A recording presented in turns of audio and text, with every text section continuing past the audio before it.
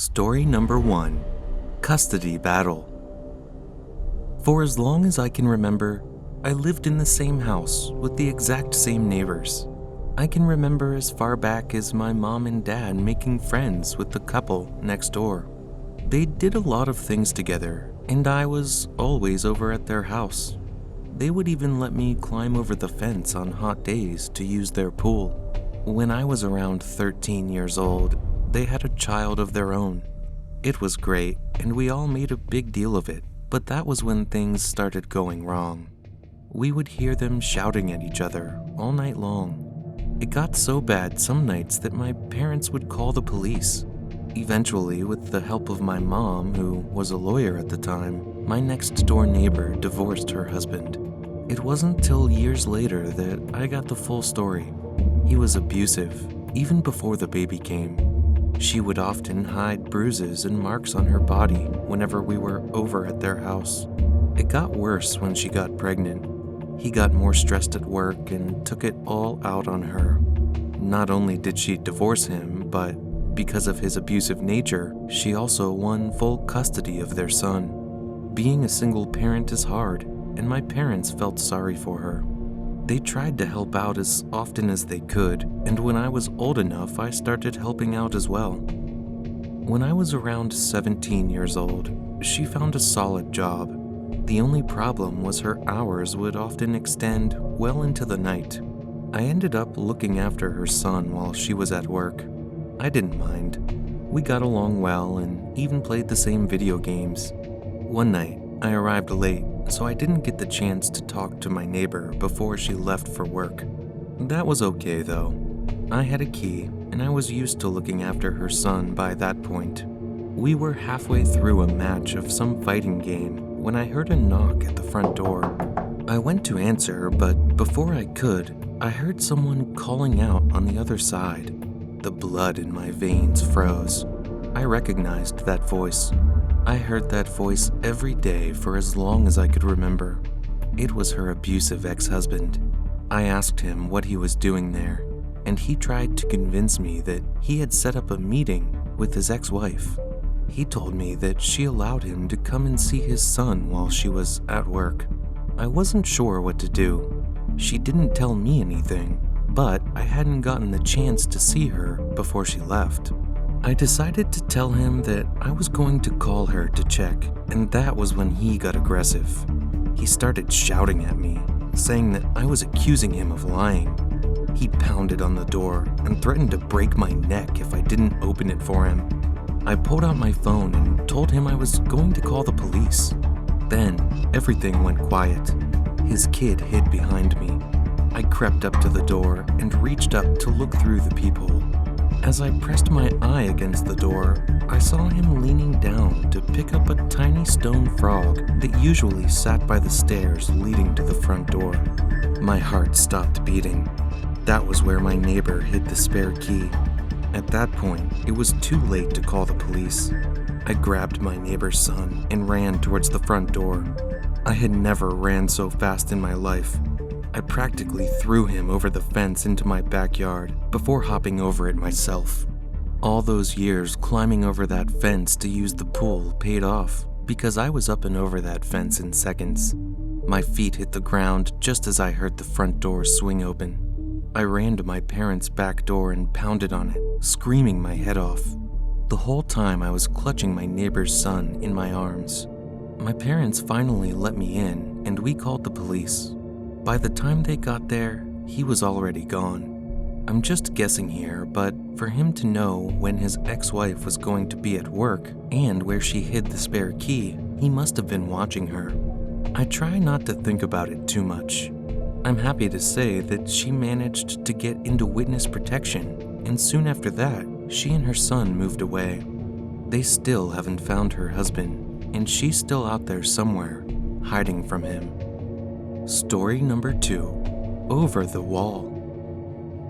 I'm the oldest out of 3 children. We're all girls, and we're all about 3 years apart.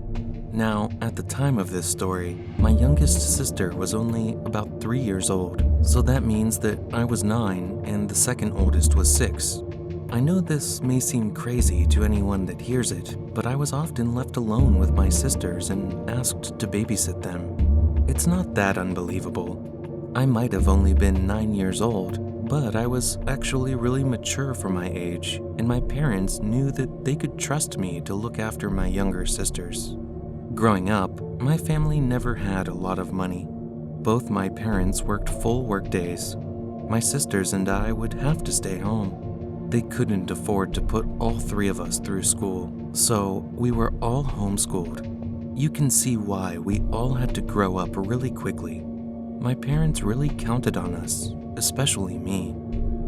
On the day that this story takes place, I had taken a break from my schoolwork in order to do some chores. My parents didn't expect me to do any of these chores. I decided to do it in order to help my mother a bit more, since she's always tired when she gets home and doesn't really get a chance to rest in between cleaning the house and cooking dinner. My father gets home later than her, but he still tries to help her. Anyway, I threw a load of laundry into the washer and went about my day. I cleaned what I could in the meantime. I made sure my second youngest sister was doing her work, and I put my youngest sister down for her nap. By the point the washing machine was finished, my youngest sister was awake, and my other sister was pretty fed up with her work. So, we all headed out into the garden for a short break.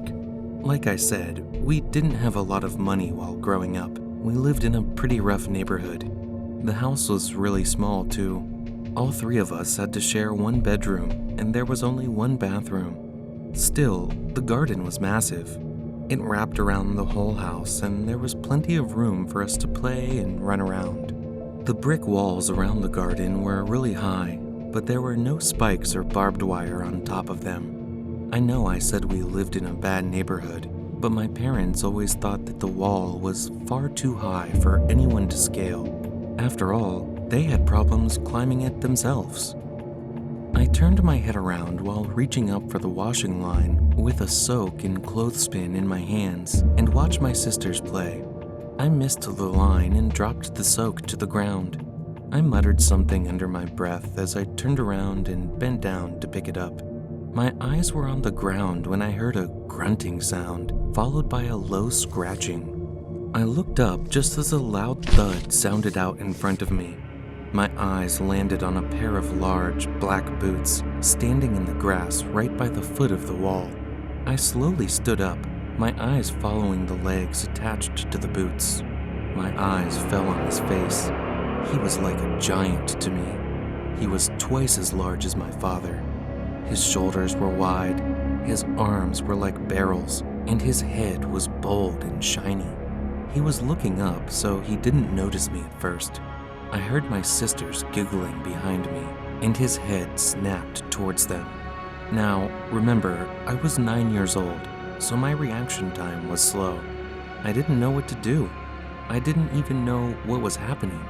A large man that looked more like a bear to me just hopped over the wall into our garden. He stared at my sisters, and that was when I finally shot into action. I ran towards them, screaming out their names. The second oldest saw that man, and then she saw the terror in my eyes. She screamed and ran towards the house. My youngest sister, who was only 3 and had just learned how to walk, was left sitting on the grass and crying her eyes out. I was heading towards the house, but I quickly changed direction and darted towards her instead. I scooped her up in my hands, almost tripping and face-planting into the grass. I could barely hear anything over the pounding of my heart, but it was hard to miss the thudding of that large man's boots on the ground as he ran towards us. I didn't dare look back. The only thing that made me run as fast as I did was not knowing if that man was right behind me or not. My sister stood at the back door. She was screaming and urging me to run faster. I shot through the doorway, handing her my youngest sister and spinning back around to the door. I slammed the door shut and managed to lock it just as the pressure of the man slamming his shoulder into it made it buckle and bend. My one sister was screaming and the other sister was crying. My heart was pounding and my blood was rushing past my ears. Over all of this noise, I could still hear the man pounding against the door. He slammed his body into it over and over again. The door creaked and moaned. I thought it would fly off the hinges at any moment. I don't know why I didn't call the police. My parents had taught me how to. The thought just didn't cross my mind at that point. Instead, I ran all around the house checking that all the windows and doors were locked. I then took my sisters into our room and we hid underneath the bed. I tried as hard as I could to keep them quiet. The rest of the day is a bit of a blur for me. I think we all ended up falling asleep underneath the bed. The next thing I can remember is my mom coming home and calling out for us. My parents did start spending some extra money on an actual babysitter after that. Story number 3. Runaway stroller. I started babysitting in order to earn some extra cash during the summer break when I was around 16 years old. I lived in a pretty tight-knit neighborhood where I knew most of the children and their parents, so it wasn't hard to find jobs. I had babysat all the kids in my street at least once by the end of the summer. The one job I remember the most is when the neighbor that lived directly across from me asked if I could look after her baby. The baby was just over a year old. I was comfortable enough around children, but I'd never been left alone with a baby before. In fact, the only reason I took the job was because she was really good friends with my mom, and she said it would only be for about an hour. On the day I was supposed to be taking care of the baby, my mom had given me a shopping list. The plan was to watch the baby for the hour and then go to the shop for my mom after. That didn't happen. I was sitting next to the sleeping baby, staring at the clock on the wall for well over 2 hours. It was getting late, and my mom would be home soon with no food to cook for supper. I decided to go to the store anyway and take the baby with me. The store was down the road and I would only be a few minutes. I wrote a note on the fridge, got the baby set up in its stroller, and headed to the store. Honestly, it was a nice day outside and I think the baby actually enjoyed the fresh air. She giggled the whole way to the store. When we got there, I tried to go through the list as fast as I could. The list was short, but the ingredients were strange. I remember wondering why my mom wanted me to buy pickled cabbage. When I couldn't find it anywhere, I instead started scanning the aisles for a store assistant. I don't think I was being followed at this point. If I was, I wasn't paying enough attention to notice. When I found a store attendant, I put the baby stroller to the side of the aisle and walked up to them. I was holding the list out and pointing to the item I couldn't find when I heard the baby cry out. My head snapped around just in time to see someone disappear into the next aisle with the baby stroller. I didn't react straight away. I'm not sure why. I just didn't expect someone to suddenly run off with the baby stroller. I heard the baby's cry echo out from the other aisle, and that shot me into action. I turned and ran the opposite way, towards the shop's exit. My plan was to cut the man off as he tried to run out of the store. I got to the end of the aisle at the same time as the man with the baby stroller emerged from his aisle. I slid on the tiles as I tried to change directions. The man spotted me coming his way and also changed directions. It was like something out of a cartoon. I chased him up and down the aisles. I kept calling out for help, and eventually some of the shop assistants and a few of the other shoppers started paying attention. The man who grabbed the baby stroller decided that it wasn't worth the effort anymore. He launched the stroller into a stack of cans and made his way towards the exit. A few of the security guards chased after him, but I think he got away. The baby was crying, but other than that, she was okay. I called my mom while I was still at the store, too afraid to walk back home. She picked me up. The store apologized 100 times, but my mom wasn't having any of it. We got away with free shopping for both of us and the mother of the baby, so we just grabbed a few things before we left. Thankfully, the mother didn't blame me, and she even let me babysit again. Trust me when I say, from that point on, I was a lot more careful with the children I was taking care of. Thank you for watching. If you enjoyed this video, smash the like button and subscribe right away. Don't forget to hit the bell icon to get notifications of more terrifying videos.